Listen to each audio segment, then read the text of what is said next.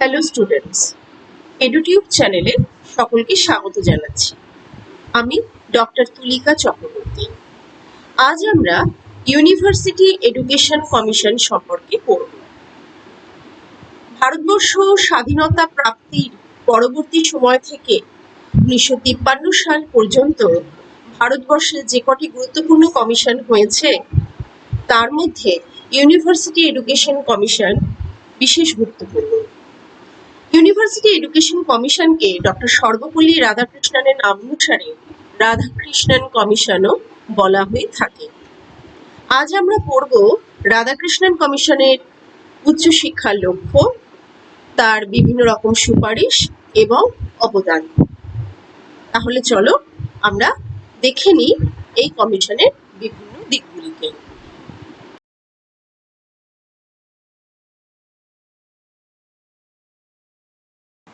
এবার আমরা পড়ব ইউনিভার্সিটি এডুকেশন কমিশন সম্পর্কে।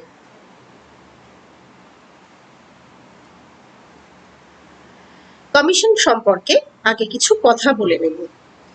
ইউনিভার্সিটি এডুকেশন কমিশন মূলত আমাদের স্বাধীনোত্তর ভারতবর্ষের প্রথম শিক্ষা কমিশন। ভারতবর্ষের গভর্নমেন্ট এই কমিশনটি নিয়োগ করেছিলেন 1948 খ্রিস্টাব্দে। কমিশনের চেয়ারম্যান ছিলেন doctor Sarvepalli Radhakrishnan. University education commission মূলত রাধাকৃষ্ণন কমিশন নামেও সুপরিচিত। কমিশনটিকে ইনাগুরেট করেন আবুল কালাম আজাদ। তিনি ছিলেন first minister of education in India. এই কমিশনে মোট 10 জন সদস্য ছিল। কমিশনের মূল উদ্দেশ্য ছিল কলেজিয়েট এবং ইউনিভার্সিটির এডুকেশনের বিভিন্ন সমস্যাগুলোকে নিয়ে আলোচনা করা এবং সেই সমস্যা সমাধানের জন্য কিছু সাজেস্টিভ মেজার দেওয়া। কমিশন তাদের রিপোর্ট সাবমিট করে 25শে আগস্ট 1949 খ্রিস্টাব্দ।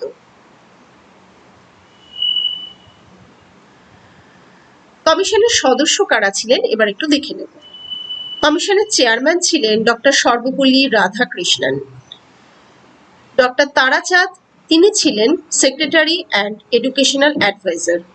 Doctor James F Duff, doctor Zakir Hussain, doctor Arthur Morgan, doctor A Lakshmanaswami Mudaliar, doctor Meghnad Saha, doctor Karam Narayan Bahl, doctor John J Tigert এবং শ্রী এন কে সিদ্ধান্ত, এরা প্রত্যেকে এই কমিশনের সদস্য ছিলেন।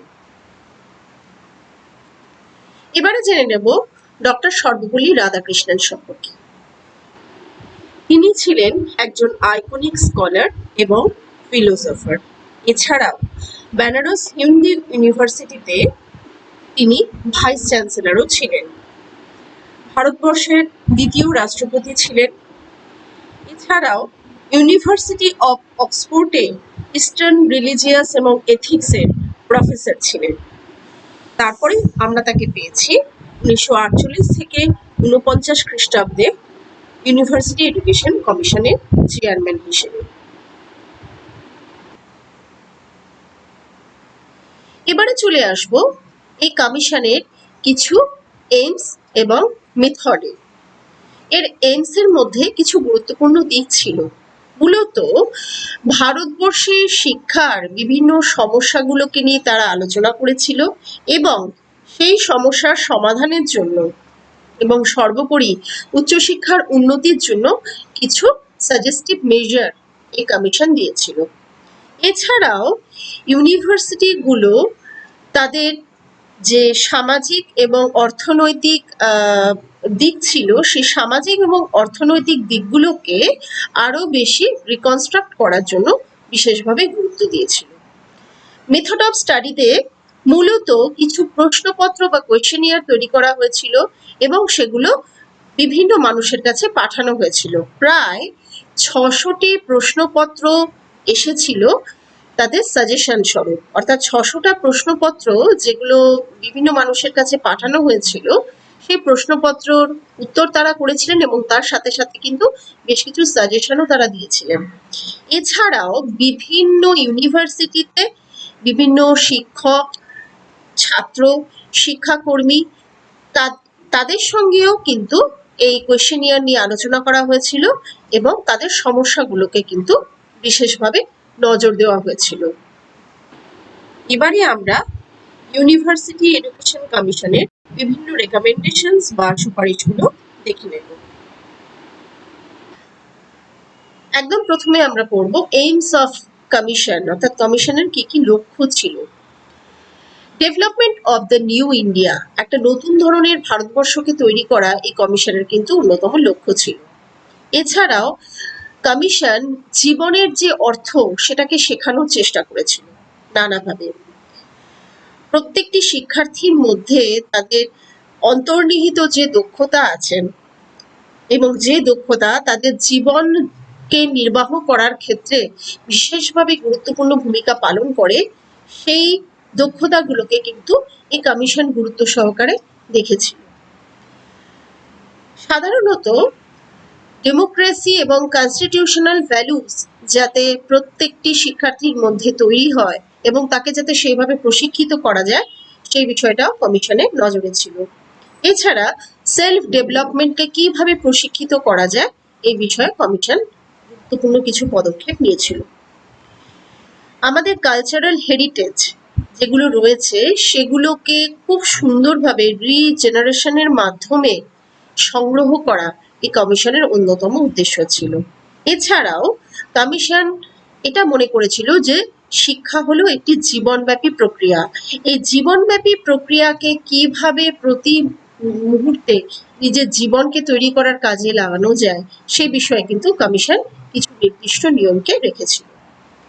এছাড়াও আমরা দেখতে পাই যে আমাদের যে বর্তমান সমাজ রয়েছে, বর্তমান সমাজের সাথে আমাদের কিছু আন্ডারস্ট্যান্ডিং যে জায়গাগুলো রয়েছে, সেই জায়গাগুলোর সাথে ভবিষ্যৎ বা অতীতে আমাদের যে দিকগুলো রয়েছে সেই দিকগুলোকে গুরুত্ব সহকারে আলোচনা করা হয়েছিল। অর্থাৎ বলা যেতে পারে মূলত এই কমিশন অতীতের সঙ্গে বর্তমানে যে সুন্দর বোঝাপড়া, অতীত জীবন এবং বর্তমান জীবনের সঙ্গে যে মেলবন্ধন সেটা ঘটানোর জন্য গুরুত্বপূর্ণ ভূমিকা নিয়েছিল। এছাড়াও ভোকেশনাল এবং প্রফেশনাল ট্রেনিং এর দিকেও কমিশন খুব গুরুত্ব দিয়েছিল। পরবর্তী রেকমেন্ডেশন ছিল টিচিং স্টাফ সম্পর্কে। কমিশনে বলা হয়েছিল যে টিচার্সরা হবেন ওয়েল ডিসিপ্লিন এবং ট্যালেন্টেড। মূলত ইউনিভার্সিটি টিচারদেরকে 4টি ক্যাটাগরিতে ভাগ করার কথা এই কমিশন বলেছিল: professors, readers, lecturers and instructors. টিচারদের প্রমোশনগুলো অবশ্যই তাদের মেরিটের উপর বেস করে হওয়ার কথা বলা হয়েছিল। এছাড়াও জুনিয়র এবং সিনিয়র পোস্টের রেশিও ছিল 2:1, অর্থাৎ যদি দুজন জুনিয়র শিক্ষক থাকেন সেখানে একজন সিনিয়র টিচার অবশ্যই থাকবেন। টিচারদের রিটায়ারমেন্টের এজ ছিল 60 বছর এবং প্রফেসরদের ক্ষেত্রে এই রিটায়ারমেন্টের এজটি 64 বছর পর্যন্ত করা হয়েছিল। টিচার ট্রেনিং সম্পর্কে কমিশনের কিছু সুপারিশ ছিল, যেমন টিচার ট্রেনিং এর ক্ষেত্রে মূলত স্কুলের টিচিং এর ক্ষেত্রে বা ধরো প্র্যাকটিস টিচিং এর ক্ষেত্রে এখানে কিন্তু বিদ্যালয়ে যে প্র্যাকটিস টিচিং এর পদ্ধতি সেটাকে অনেক বেশি গুরুত্ব দেওয়া হয়েছিল। স্পেশাল অ্যাটেনশন দেওয়া হয়েছিল শিক্ষকদের কিছু কাজের উপরে। শিক্ষকরা সেই কাজগুলো বা টিচিং ওয়ার্কে থাকাকালীন তাদের যে কাজগুলো রয়েছে সেই কাজগুলোকে কতটা সফলতার সঙ্গে করতে পারছেন সেই বিষয় কিন্তু ইভ্যালুয়েট করার কথা বলা হয়েছে। এছাড়া কিছু সুইটেবল স্কুল অর্থাৎ কিছু স্পেসিফিক স্কুলকে সিলেক্ট করা হবে প্র্যাকটিস টিচিং এর জন্য। প্র্যাকটিস টিচিং যদি সব স্কুলেই দেওয়া হবে বা যে কোনো স্কুলেই দেওয়া যেতে পারবে সেরকম নিয়মটা এখানে কিন্তু রাখা হয়নি। নির্দিষ্ট কিছু স্কুলকে এখানে সিলেক্ট করার কথা বলা হয়েছে। স্টুডেন্টস অ্যাক্টিভিটিস অ্যান্ড ওয়েলফেয়ার, এখানে বলা হচ্ছে যে বিভিন্ন ইউনিভার্সিটিগুলো অবশ্যই স্টুডেন্টের ওয়েলফেয়ারের জন্য, শিক্ষার্থীদের ভালোর জন্য বা বলা যেতে পারে শিক্ষার্থীদের ভালো স্বাস্থ্যের জন্য হসপিটাল এবং হেলথ সার্ভিস রাখবে। প্রতি বছর সেখানে মেডিকেল চেক আপ হবে। সেখানে স্যানিটারি ইন্সপেকশন করা হবে, অর্থাৎ কতটা পরিষ্কার পরিচ্ছন্নতা সেখানে বজায় রাখা হচ্ছে বিভিন্ন জায়গাগুলোতে, স্টুডেন্টদের থাকার জায়গায়, সেগুলো কিন্তু সেখানে দেখা হবে, নজর করা হবে। এছাড়া ফিজিক্যাল ট্রেনিং অর্থাৎ শরীর শিক্ষা বা শারীরিক শিক্ষার যে সমস্ত প্রশিক্ষণ আছে সেগুলোকে কম্পালসারি করার কথা বলা হয়েছে। এছাড়াও এনসিসি ট্রেনিংকে একটা গুরুত্বপূর্ণ স্থান দেওয়া হয়েছে এই সুপারিশে। এবারে আমরা দেখব যে উমেন এডুকেশন নিয়ে কমিশন কি বলছে। কমিশন বলছে যে উমেন বা মহিলারা মেইন কলেজের মতোই সেম ফেসিলিটি পাবে, অর্থাৎ একজন পুরুষ বা একজন ছেলে তার কলেজে যে সুবিধাগুলো বা ফেসিলিটিস গুলো পায়, একজন মহিলাও কিন্তু সেই একই ফেসিলিটিস গুলো পাবে। আর এখানে যে কারিকুলাম করার কথা বলা হয়েছে, সে কারিকুলামকে এমন ভাবে তৈরি করার কথা বলা হচ্ছে যে নারী শিক্ষার কারিকুলাম এমন ভাবে তৈরি হবে যাতে নারী বা মহিলা তাকে এবং সে নিজেকে একজন সিটিজেন বা একজন নাগরিক হিসেবে প্রকাশ করতে পারে। এবারে চলে আসবো রাধাকৃষ্ণন কমিশনের একটা খুব গুরুত্বপূর্ণ জায়গায়, সেটা হলো রুরাল ইউনিভার্সিটিস। মূলত রুরাল ইউনিভার্সিটিস গুলো ডেভেলপমেন্ট করার কথা বলা হয়েছিল রুরাল এরিয়াতে বসবাসকারী ছেলে মেয়েদের কথা মাথায় রেখে। কারণ ভারতবর্ষের বিভিন্ন প্রান্তে গ্রামাঞ্চলে যে সমস্ত ছেলেমেয়েরা বাস করত তারা কিন্তু পড়াশুনো করতে আসতো শহরাঞ্চলে, এবং অনেক সময় দেখা গিয়েছিল যে তাদের বাসস্থান থেকে সেই পড়তে যাওয়ার স্কুল, কলেজ বা ইউনিভার্সিটি সেগুলোর দূরত্ব অনেকটাই বেশি।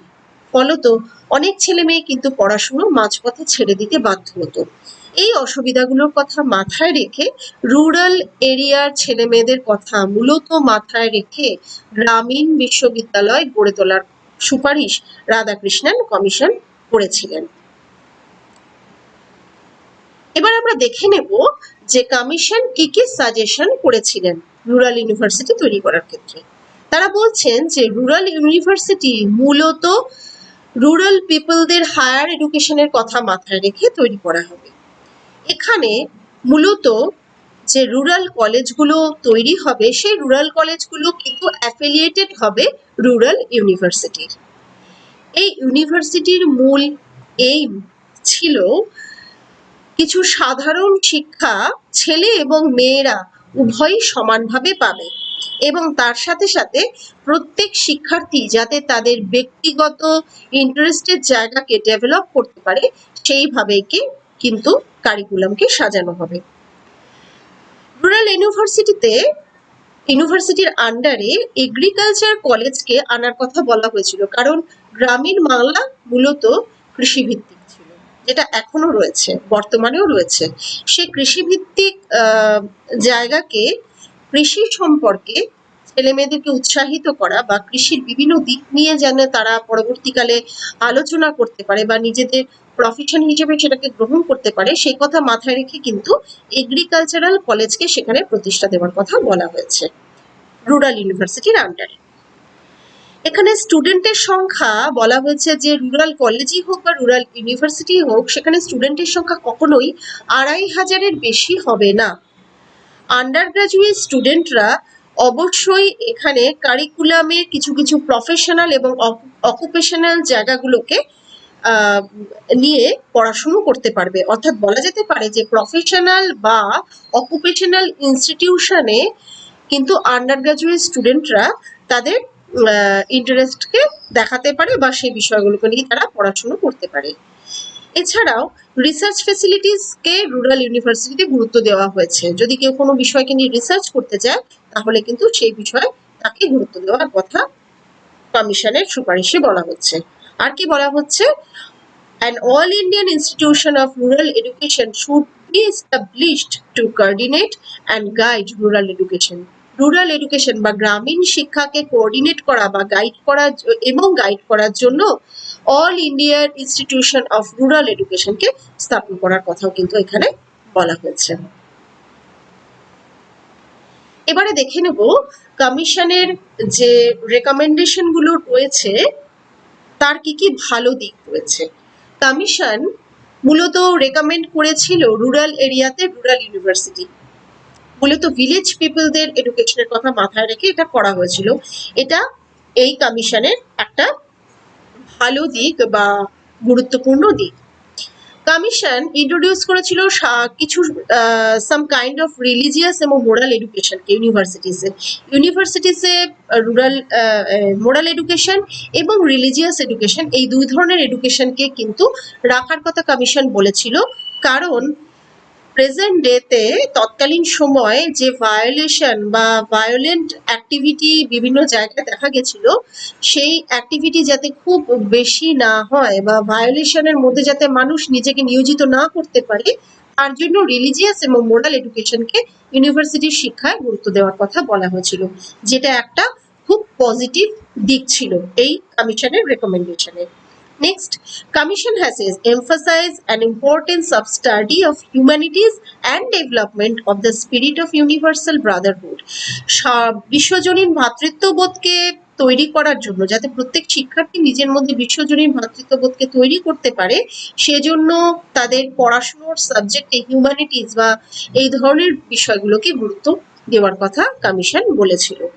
এছাড়াও কমিশন কিন্তু ইউনিভার্সিটি এডুকেশনকে বা বলতে পারা যায় যে ভারতবর্ষের উচ্চ শিক্ষা লক্ষ্য এবং উদ্দেশ্যকে, এইমস এবং অবজেক্টিভসকে সর্বপ্রথম ডিফাইন করেছিল। এর আগে অন্য কোনো কমিশন এটা কিন্তু করেনি, যেটা রাধাকৃষ্ণন কমিশন করেছিল। এছাড়াও কমিশন রেকমেন্ড করেছিল টিচারদের পে স্কেল। টিচাররা যখন এই প্রফেশনকে গ্রহণ করবেন এবং তাদেরকে যখন স্যালারি দেওয়া হবে, সেই স্যালারিতে পে স্কেল রাখার কথা কিন্তু প্রথম কমিশন বলেছিল। এছাড়াও ভালো শিক্ষককে নিয়োগ করার কথা কমিশন বলেছে, কারণ কমিশন মনে করছে যদি ভালো শিক্ষককে নিয়োগ করা হয় তাহলে কখনো এডুকেশনের স্ট্যান্ডার্ডটা ফল করবে না, এডুকেশনের স্ট্যান্ডার্ডটা খারাপ হবে না। তার জন্য ভালো এবং মেরিটোরিয়াস শিক্ষককে নিয়োগের কথা কমিশন বলছে। এছাড়াও কমিশন চেষ্টা করেছিল ভারতের শিক্ষা বিশ্ববিদ্যালয় শিক্ষার স্ট্যান্ডার্ডকে একটু উচ্চতর করার, এবং যাতে সেটা হায়ার এডুকেশন বা ইন্টারন্যাশনাল স্ট্যান্ডার্ডের হায়ার এডুকেশনের সাথে কম্পিট করতে পারে, সেই বিষয়টাও কিন্তু কমিশন নজরে রেখেছিল। এবারে দেখে নেব কমিশনের ডিমেরিটস বা কমিশনের রেকমেন্ডেশনের যে সমস্ত খারাপ দিকগুলো রয়েছে সেগুলো সম্পর্কে। এখানে বলা হচ্ছে যে রিলিজিয়াস এবং মোরাল এডুকেশন, যেটা কমিশন মূল শিক্ষাতে ইউনিভার্সিটির এডুকেশনের তে রাখার কথা বলেছিল, সেটা কিন্তু মূলত ব্যর্থতায় পর্যবেসিত হয়েছিল।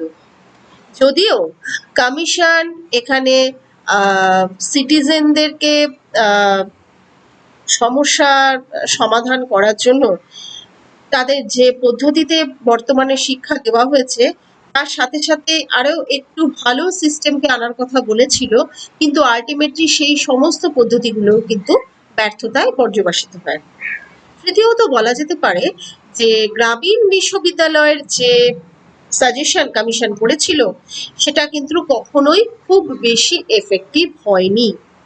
এছাড়াও কমিশন কখনোই শিক্ষার্থীদের পড়াশুনোর ক্ষেত্রে প্রবলেম বা বলা যেতে পারে তাদের মিডিয়াম অফ ইনস্ট্রাকশনের যে প্রবলেম বা শিক্ষার মাধ্যমে যে সমস্যাগুলো ছিল সেগুলোকে কখনো গুরুত্ব সহকারে দেখেনি, ফলত কিছুদিন বাদে এই রেকমেন্ডেশনগুলো ব্যর্থতায় পর্যবেসিত হয়।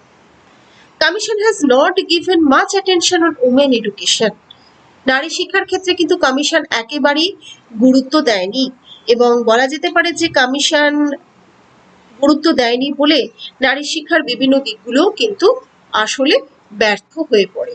এছাড়া এডুকেশনের দিকে ফাইন আর্টস বা এই ধরনের সাবজেক্টগুলোতে কমিশন ইম্পর্টেন্স দেওয়ার কথা বলেছিল, কিন্তু আলটিমেটলি যখন সেটা করার কথা বলা হয় ইউনিভার্সিটি লেভেলে, তখন কিন্তু দেখা যায় যে সেটা সম্পূর্ণ ইগনোরড হয়েছে, অর্থাৎ ব্যর্থ হয়েছে। Some of the recommendations were mere repetition of the recommendation of previous commission. Radhakrishnan কমিশনের আগে যে সমস্ত শিক্ষা কমিশনগুলো হয়েছিল সেগুলো স্বাধীন ভারতবর্ষে না হলেও ব্রিটিশ শাসিত ভারতবর্ষে হয়েছিল, কিন্তু রাধাকৃষ্ণন কমিশনের কিছু কিছু রেকমেন্ডেশন সেই কমিশনের রেকমেন্ডেশনের জাস্ট রিপিটেশন ছিল। সুতরাং এই রিপিটেশন যে সমস্ত সাজেশনগুলো ছিল সেগুলোকে কিন্তু কোনোদিনই আর ফ্রুটফুল বলে তোলা যায়নি।